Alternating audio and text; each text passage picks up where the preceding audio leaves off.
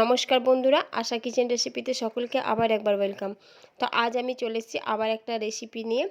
আজ আমি দেখাবো কাবলি ছোলার তরকারি কীভাবে বানানো যায়। চটপট কাবলি ছোলা এবং আলু দিয়ে তরকারি কীভাবে বানানো যায়। তার জন্য আমি নিয়ে নিচ্ছি, দেখো 150 গ্রাম মতো ছোলা আমি রাত্রিবেলায় ভিজিয়ে রেখেছিলাম।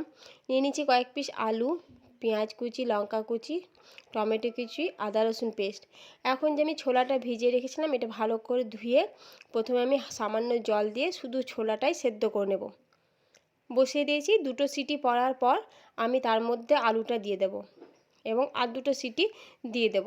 কেননা আলু এবং ছোলা একসাথে যদি সেদ্ধ করি তাহলে আলুটা বেশি নরম হয়ে যাবে। এখন যতক্ষণ আলুটা সেদ্ধ হোক ততক্ষণ আমি পেঁয়াজ দিয়ে মশলাটা তৈরি করে নিই। প্যানের মধ্যে তেল গরম করে দিয়েছিলাম, সাদা তেল দিয়েছিলাম, তোমরা সর্ষের তেলও ইউজ করতে পারো। এখন পেঁয়াজটা ভালো করে আমি ভেজে নেব। পেঁয়াজটা একটু ভাজা ভাজা হয়ে এসছে, উপর থেকে আমি আদা রসুন পেস্টটা দিয়ে দিলাম। আদা রসুনটা একটু ভালোভাবে মেখে নেব। তার উপর টমেটোগুলো দিয়ে দিলাম।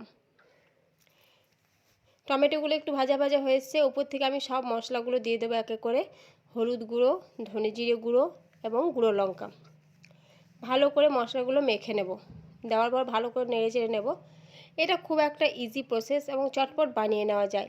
রাত্রিবেলায় মনে করে ছোলাটা ভিজতে দিতে হয়, তাছাড়া এটা কিন্তু সুস্বাদু হবে না। তো দেখো মশলাটা মাখামাখো হয়ে গেছে। আমি এর মধ্যে দিয়ে দেবো সামান্য পরিমাণ জল, শুধু মশলাটা কষিয়ে নেওয়ার জন্য। মশলাটা কষানো হয়ে গেছে, উপর থেকে একটু ধনেপাতা দিয়ে দিলাম আমি। ধনেপাতা দেওয়ার পর আর একটু মশলাটা ভেজে নেব। দেখো মশলা থেকে তেল বের হচ্ছে, এই অবস্থায় আমি বুঝবো মশলা হয়ে গেছে। এখন আমি ছোলা এবং আলুটা এর মধ্যে দিয়ে দেব। দেওয়ার পর ভালো করে নাড়াচাড়া করব। কাবলি ছোলা খেতেও খুব সুস্বাদু এবং তার মধ্যে 2টো আলু থাকলে আরও টেস্ট বেড়ে যায়। এটা রুটি বা পরোটা যার সাথে খাবে খুব ভালো লাগে খেতে। তো দেখো পরিমাণ মতো আমি লবণ দিয়ে দিলাম এবং যে জলটা ছিল পুরো শুষে নিয়েছে। উপর থেকে সামান্য মতো আমি জল দিয়ে এটা 15 মিনিটের মতো মিডিয়াম ফ্লেমে রাখবো।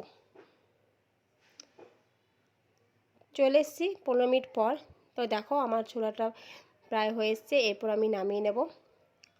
এখন গ্যাসটা বন্ধ করে দিলাম। বন্ধ করার পর আমি অন্য একটা বাটির মধ্যে তরকারিটা তুলে নেব। তো দেখতে পাচ্ছ বন্ধুরা কতটা টেস্টি হয়েছে, দেখতেও খুব ভালো লাগছে, আশা করি খেতেও ভালো হবে। তোমরা বাড়িতে এমনি চটপটভাবে বানিয়ে নিতে পারো। ছোলা মশলা বানাতে খুব একটা বেশি সময় লাগে না। তো বন্ধুরা যারা আজকে আমার ভিডিওটি দেখছো নতুন, যদি ভালো লেগে থাকে তো প্লিজ একটা লাইক করো এবং যারা আমার চ্যানেলটি এখনও সাবস্ক্রাইব করোনি প্লিজ আমার চ্যানেলটি সাবস্ক্রাইব করে নিও। পুরনো যারা আছে তাদেরকে তো অসংখ্য ধন্যবাদ। তো দেখো আমার হয়ে গেছে একদম পারফেক্ট আলু এবং কাবলি ছোলার তরকারি। গরম গরম রুটি বা পরোটার সাথে দারুণ লাগবে খেতে। এতক্ষণ ভিডিওটি দেখার জন্য অনেক অনেক ধন্যবাদ।